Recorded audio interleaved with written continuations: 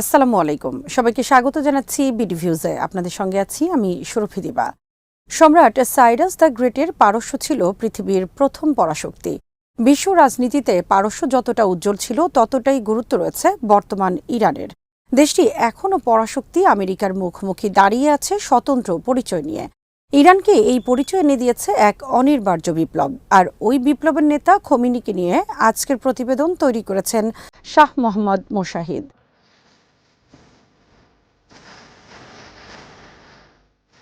ইরানে ইসলামী বিপ্লবের কথা যাদের মনে আছে, বয়স তাদের 50 পেরিয়ে গেছে। তাদের চোখের সামনে এখনও জ্বলজ্বল করছে একটি দিন, 1979 সালের 16 জানুয়ারি।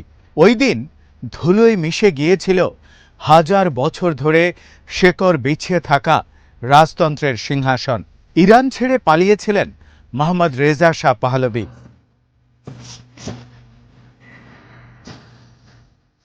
সময়ের সাথে পাল্টায় সভ্যতা, পাল্টায় শাসক। আজকের ইরানকে যেমন দেখা যাচ্ছে, বিপ্লবের আগে তেমন ছিল না।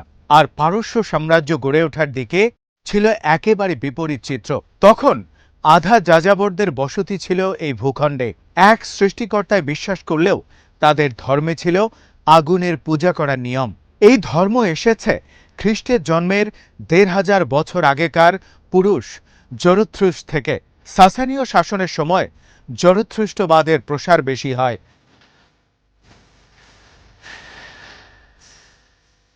একটি সম্প্রদায়ের প্রধান ছিলেন দ্বিতীয় সাইরাস।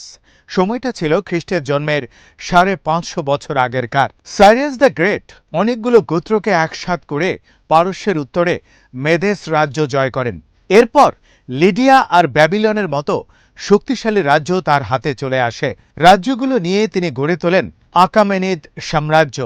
তার উপাধি ছিল পারস্যের শাহ। সাইরাসের পর অন্য শাসকরাও ছিলেন জরথ্রুস্ট ধর্মের অনুসারী।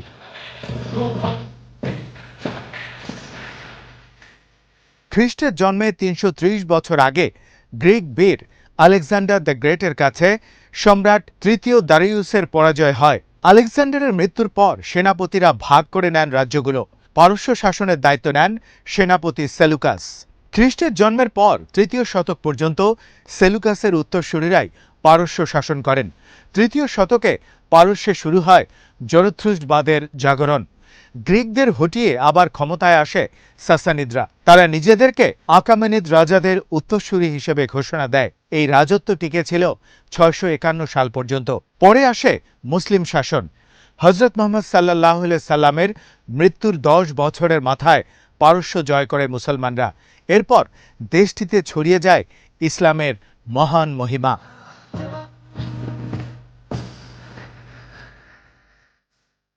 কয়েকটি খেলাফতের অধীনে ছিল পারস্য। দেশটিতে ছড়িয়ে ঘুরিয়েছে মঙ্গল শাসকেরাও।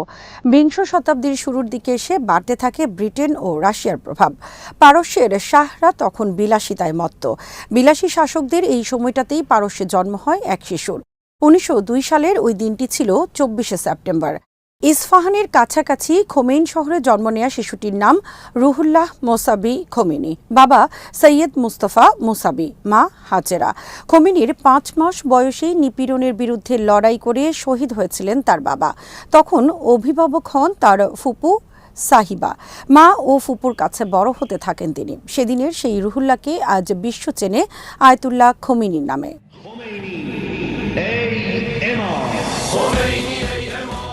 খোমেনির কৈশোরে শুরু হয় প্রথম বিশ্বযুদ্ধ। পারস্যের শাসকরা তখন কোনো দেশের পক্ষে যেতে চাননি।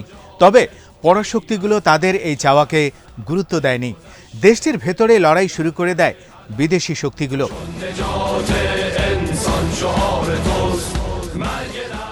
প্রথম বিশ্বযুদ্ধের শেষ দিকে খোমেনির 15 বছর বয়সে ফুপু সাহিবার মৃত্যু হয়। এর কিছুদিন পর মৃত্যু হয় মায়ের। তারপরও থেমে থাকেননি এতিম এই কিশোরের পড়ালেখা। 17 বছর বয়স পর্যন্ত নিজের বাড়িতে থেকেই পড়ালেখা করেছেন তিনি। 1920 সালে চলে যান আরাক শহরে। পরে পড়তে যান কুম শহরে।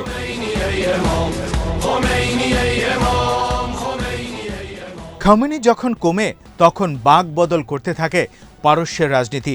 1921 সালে সেনাবাহিনীতে প্রভাব বাড়তে থাকে রেজা খাঁ নামের এক সেনার। একটা সময় তিনি দেশটির প্রধানমন্ত্রী হয়ে যান। 1925 সালে আগেকার শাহকে ক্ষমতাচ্যুত করেন রেজা খাঁ। দেশ শাসন করার জন্য একটা পরিষদ গঠন করেন তিনি। এই পরিষদ তাকে শাহ হিসেবে নির্বাচিত করে। রেজা খাঁ হয়ে যান রেজা শাহ পাহলভি।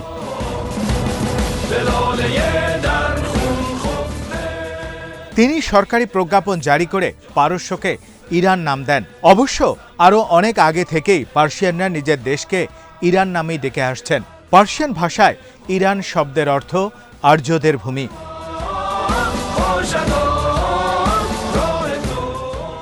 রেজা শাহ পাহলভীর ইরানে জ্ঞান ও গরিমায় সমৃদ্ধ হতে থাকেন খামেনি। 1924 সালে কোমের একটি মাদ্রাসায় শিক্ষকতা শুরু করেন। 27 বছর বয়সে লিখে ফেলেন মিসবাহুল হিদায়াত নামে একটি বই।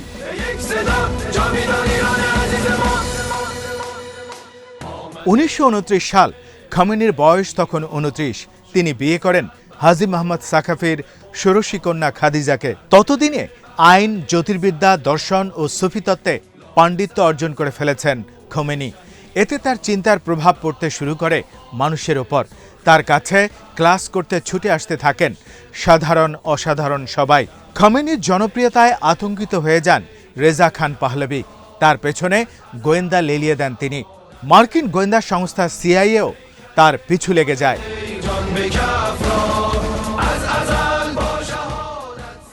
1939 সালে শুরু হয় দ্বিতীয় বিশ্বযুদ্ধ।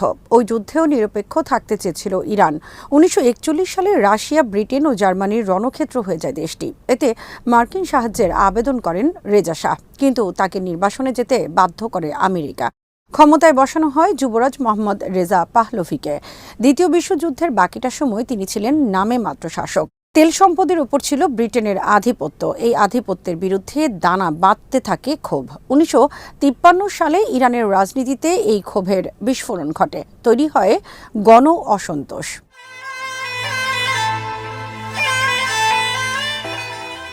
তেল জাতীয়করণের জন্য পার্লামেন্টে বিল পাশ করান প্রধানমন্ত্রী মোসাদ্দেক। এতে ভয় পেয়ে পালিয়ে যান শাহ। পরিস্থিতি সামাল দিতে ইরানের দায়িত্ব পুরোপুরি আমেরিকার হাতে তুলে দেয় ব্রিটেন। দেশটিতে কোমর বেঁধে লেগে যায় মার্কিন গোয়েন্দা সংস্থা সিআইএ। এক সামরিক অভ্যুত্থানে মোসাদ্দেক সরকার উৎখাত হয় এবং শাহ আবার দেশে ফিরে আসেন। তিনি এক ডিক্রি জারি করে প্রধানমন্ত্রী মোহাম্মদ মোসাদ্দেককে বরখাস্ত করেন। এই ডিক্রিটি লিখে দিয়েছিলেন সিআইএর এক এজেন্ট।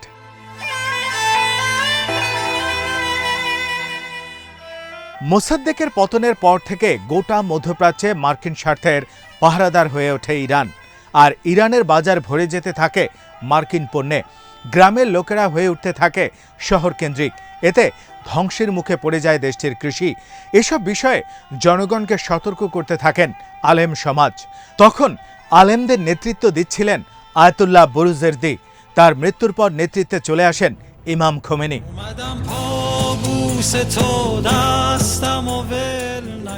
এদিকে শাহ সরকার একটি শহরমুখী সংস্কার পরিকল্পনা নেয়। এর নাম দেয়া হয় শ্বেত বিপ্লব। তবে এই পরিকল্পনা আলেমদের বিরোধিতার মুখে পড়ে। এর বৈধতার জন্য 1963 সালে গণভোটের আয়োজন করেন শাহ, কিন্তু জনগণ ভোট কেন্দ্রে যাননি। কেন্দ্রে দেখা গেছে কেবল সেনাবাহিনী ও গোয়েন্দা সংস্থা সাভাকের লোকজন। ইরানি গোয়েন্দা সংস্থা সাভাক গড়ে উঠেছিল সিআইএ ও মোসাদের সহায়তায়।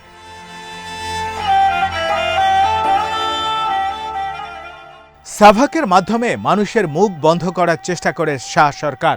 নিপীড়ন চালানো হয় আলেম সমাজের উপর। এতে আরও ফুঁসে ওঠে মানুষ।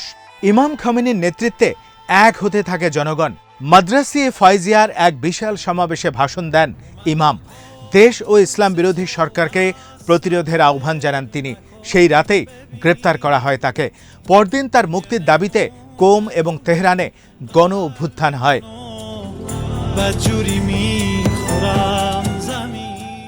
খোমেনির গ্রেফতারের পর পরিস্থিতি সামাল দিতে সামরিক আইন জারি করে সরকার, কিন্তু আইন উপেক্ষা করে রাজপথে প্লাবন নামে মানুষের। সেনাবাহিনীর গুলিতে মারা যায় 15,000 বিক্ষোভকারী। এতেও গণজোয়ার থামছিল না। পরে কয়েক মাসের মধ্যেই ইমামকে মুক্তি দিতে বাধ্য হয় সরকার। আবার কোমে ফিরে যান তিনি। 1964 সালে কোম থেকে তাকে গ্রেফতার করা হয়। নিয়ে যাওয়া হয় তেহরানের মেহেরাবাদ বিমানবন্দরে। সেখান থেকে নির্বাসনে পাঠানো হয় তুরস্কে।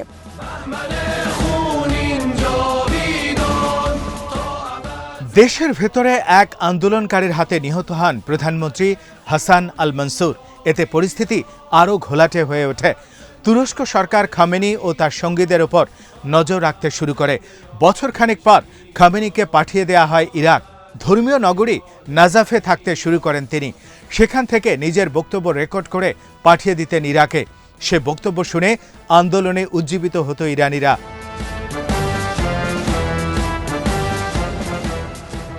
এবার ইরাকের মাটিতে ইমামকে হত্যা করার মিশন নেয় সাভাক। এতে ব্যর্থ হয়। তবে 1977 সালে ইরাকের নাজাফে সাভাক এজেন্টের হাতে মৃত্যু হয় তার বড় ছেলে আয়াতুল্লাহ মোস্তফার।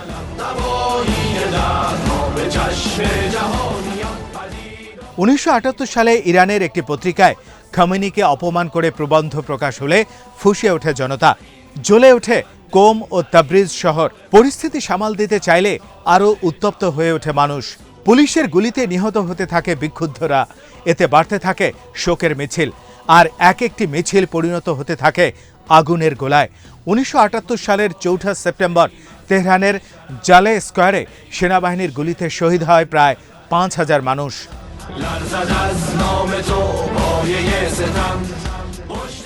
ইরান সরকারের অনুরোধে ইরাকে ইমাম খামেনিকে গৃহবন্দী করা হয়। শেষে আন্তর্জাতিক আপত্তির মুখে কড়াকড়ি তুলে নিলেও চলাফেরায় বাধা অব্যাহত থাকে।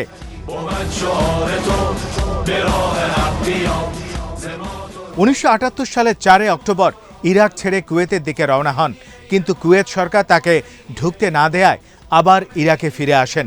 2 দিন পর চলে যান ফ্রান্সের রাজধানী প্যারিসে। রাজধানী শহরের পশ্চিমের একটি গ্রামে থাকতে শুরু করেন তিনি। নিভৃত এই গ্রামের নাম নেভাফালে লি চাটুয়া। তিনি থাকতেন ছোট্ট একটা বাড়িতে। তাকে পাহারা দিত ফ্রান্সের পুলিশ।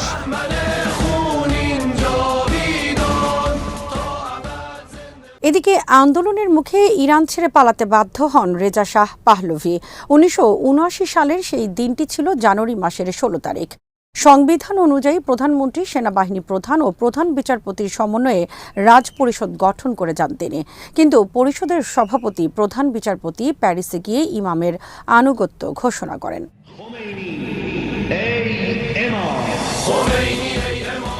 পাহলভি পালিয়ে যাওয়ার 2 সপ্তাহ পর একটি চার্টার্ড এয়ার ফ্রান্স ফ্লাইটে করে তেহরানের উদ্দেশ্যে উড়াল দেন খামেনি। তার সঙ্গে ছিলেন বেশ কয়েকজন সাংবাদিক। মাঝ আকাশে খামেনির এক মুখপাত্র জানালেন, ইরানের সীমায় পৌঁছা মাত্র তাদেরকে বহন করা বিমানটিকে গুলি করে নামানোর পরিকল্পনা করছে ইরান এয়ারফোর্স। এতে উদ্বেগ বেড়ে যায় সাংবাদিকদের। তবে খামেনির সঙ্গীদের দেখা যায় হাততালি দিতে। শহীদ হওয়ার সুযোগ পেয়েছেন ভেবে আবেগে কাঁদতেও শুরু করেন অনেকে। বিমানের প্রথম শ্রেণীতে বসেছিলেন খামেনি। তিনি তখন তাকিয়েছিলেন জানালার দিকে।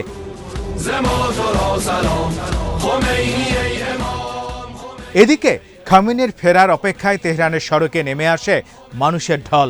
এই ঢল মোকাবেলার সাহস হয়নি শাহের রেখে যাওয়া সরকারের। শেষে গুলি করা হয়নি বিমানটিকে। তবে বন্দরের সাথে দেন দরবার করতে বেশ কয়েকবার চক্কর দিতে হয়েছিল তেহরানের আকাশে।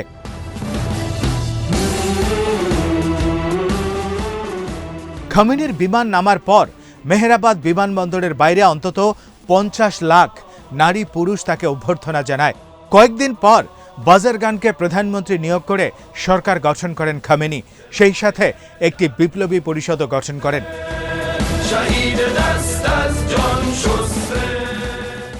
শাহের রেখে যাওয়া সরকার টিকে ছিল তখনও, তবে দেশের ওপর তাদের নিয়ন্ত্রণ ছিল না।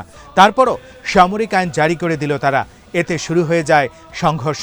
অবশ্য এর আগেই ইমামের আনুগত্য প্রকাশ করেছিল বিমান বাহিনী। এবার বিভক্ত হয়ে পড়ল সেনাবাহিনী। শেষে সেনাদেরকে ব্যারাকে ফিরে যাওয়ার নির্দেশ দেয়া হলো।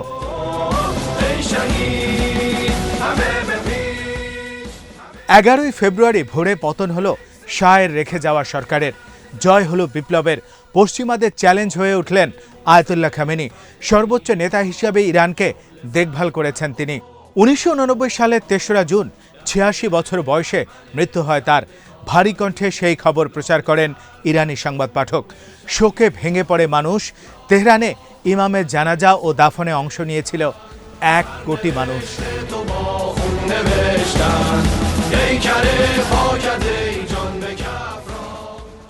আজ এখানেই শেষ করছি। সবাই ভালো থাকুন, সুস্থ থাকুন আর দেখতে থাকুন বিডি ভিউজ। চ্যানেলটি ভালো লাগলে সাবস্ক্রাইব করুন। সংযুক্ত থাকুন আমাদের ফেসবুক পেজে। আল্লাহ হাফেজ।